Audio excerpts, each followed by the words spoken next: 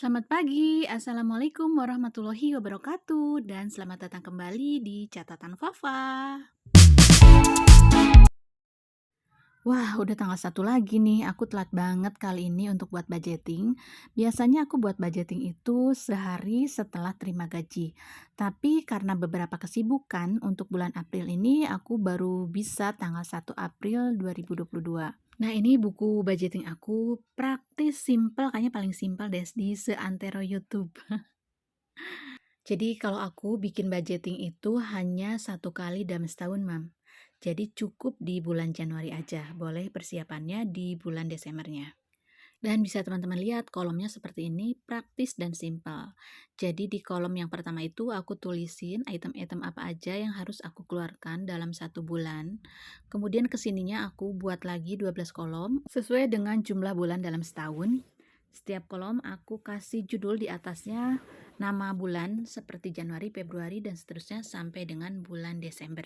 Jadi pada saat budgeting per bulannya praktis tinggal kita contrengin satu-satu di kolom-kolom di bawah bulannya. Misalnya sekarang bulan April, maka yang aku harus lihat adalah hanya di kolom bulan April aja. Selanjutnya untuk item yang dikeluarkan kita lihat di kolom yang pertama, kemudian nanti kita contrengin satu-satu kalau kita sudah memposkan uangnya ke setiap posnya. Iya kan, paling praktis teman-teman? Oke, bismillahirrahmanirrahim. Kita mulai budgeting untuk bulan April 2022 ini ya. Buku budgetingnya udah siap, selanjutnya kita siapkan dulu uang gajian dari suami. Ini aku udah dapat sebetulnya dari tanggal 25 sore, tapi baru aku sempat buka hari ini.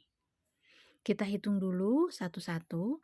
Maksudnya untuk dihitung itu bukan kita nggak percaya sama suami ya, tapi untuk menghindari kesalahpahaman. Jadi harus dibiasakan pada saat menerima uang dari siapapun, baik itu dari lembaga maupun perorangan, dari suami, dari orang tua, teman, saudara, kita harus dihitung dulu, apalagi dari orang lain pastinya ya. Untuk menghindari hal-hal yang tidak diinginkan, baik itu kelebihan maupun kekurangan uangnya. Nah, ini udah selesai aku hitungnya. Sekarang kita hitung secara total. Ada yang bisa nebak nggak berapa aku dapat bulan ini dari suami aku? Ayo bunda-bunda, angkat tangannya. Ya, nggak ada yang jawab. Oke, aku hitung lagi pelan-pelan ya. 1, 2, 3, 4, 5, 6, 7, 8, 9, 10. Aku siapin dulu dompet budgetnya. Nah ini. Sekarang kita pisahin uangnya sesuai dengan budget per posnya. Kita mulai dari yang atas ya. Yang pertama di sini ada sodakoh.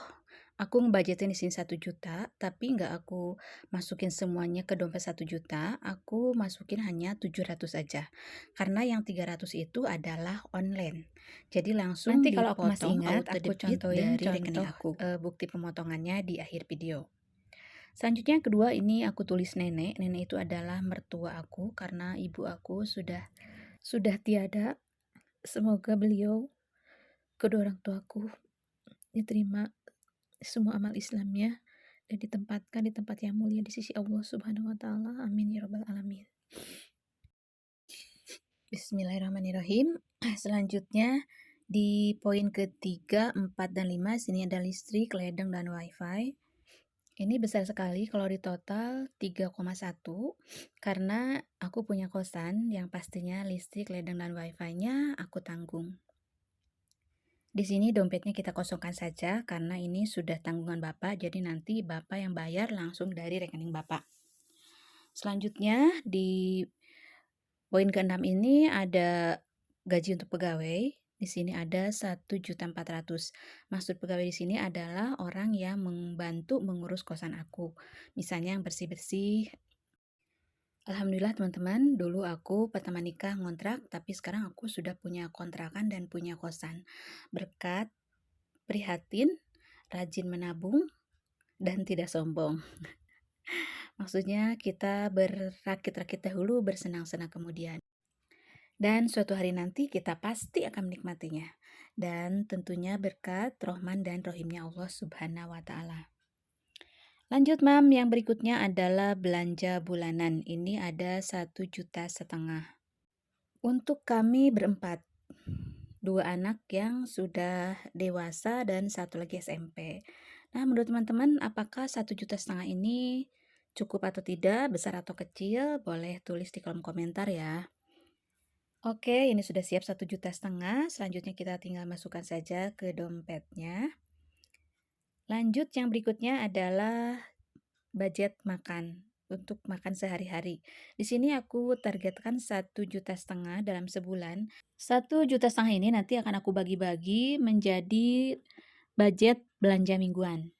Nah, dalam sebulan itu kan ada 4,5 minggu ya, nggak pas 4 minggu, kadang-kadang lebih. Tapi untuk amannya, di sini aku mentargetkan atau membudgetkan itu 5 minggu dalam sebulan. Nah, pasti nanti di akhir bulan ada sisanya dan biasanya aku masukkan ke dalam pos menabung. Dari 1,5 juta ini dibagi 5 minggu, jadi jatah per minggunya adalah 300.000 di luar beras dan gas. Oh ya, di luar minyak goreng juga ya, atau keperluan kopi, gula, dan lain-lain, misalnya mie instan, nah itu biasanya aku masuk ke dalam belanja bulanan. Nah, langsung aku jepit-jepitin, jadi nanti kalau aku mau belanja mingguan tinggal ambil satu jepit dari pos dompet budgeting ini. Lanjut, pos berikutnya adalah beras dan gas. Ini aku satukan satu dompet.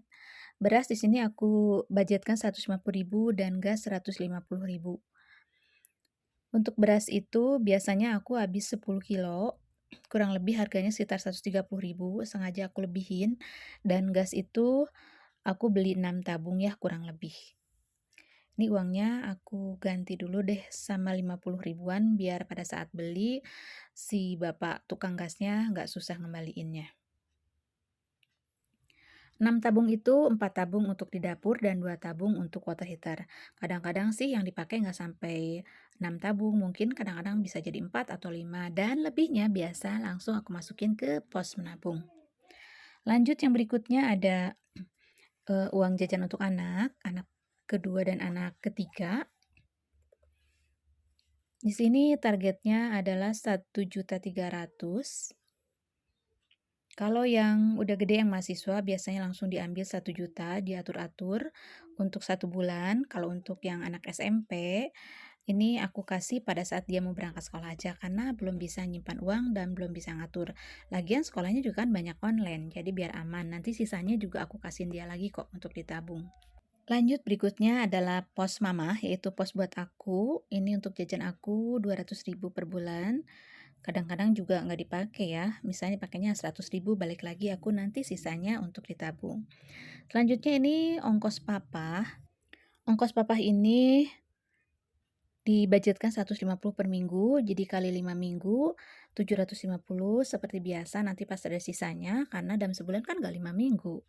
Sama ini juga aku jepit-jepitin.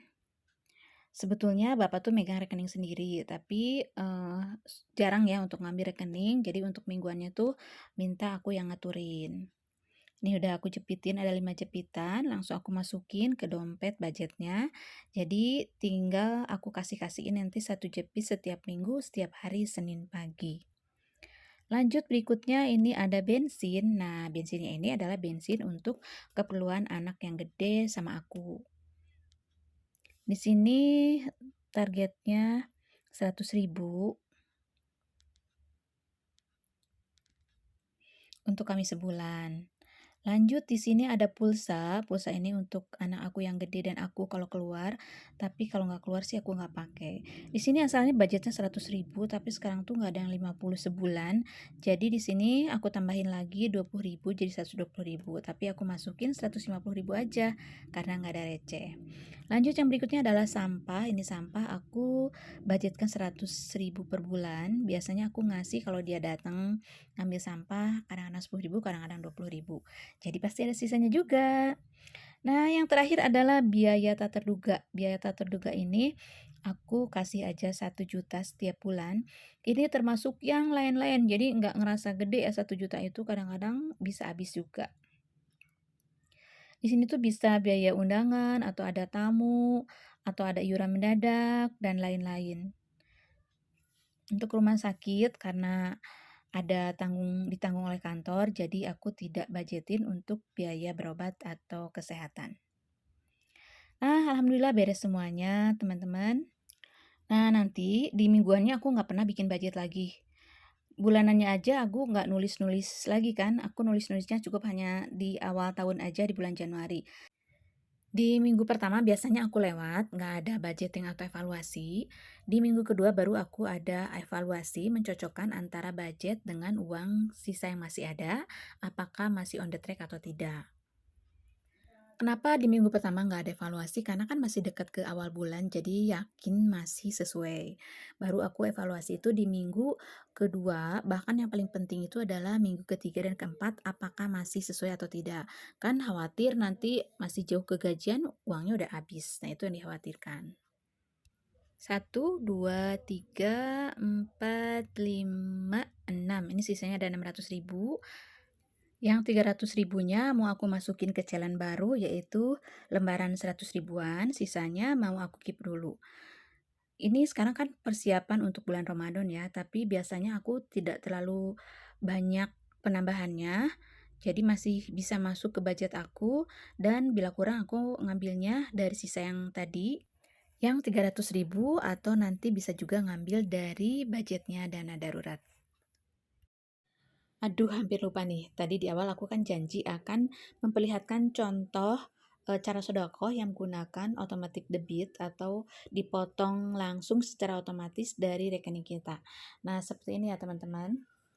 Ini yang bulan Februari 2022, yang pertama tadi adalah yang bulan Januari. Nah, ini contoh yang bulan Maret.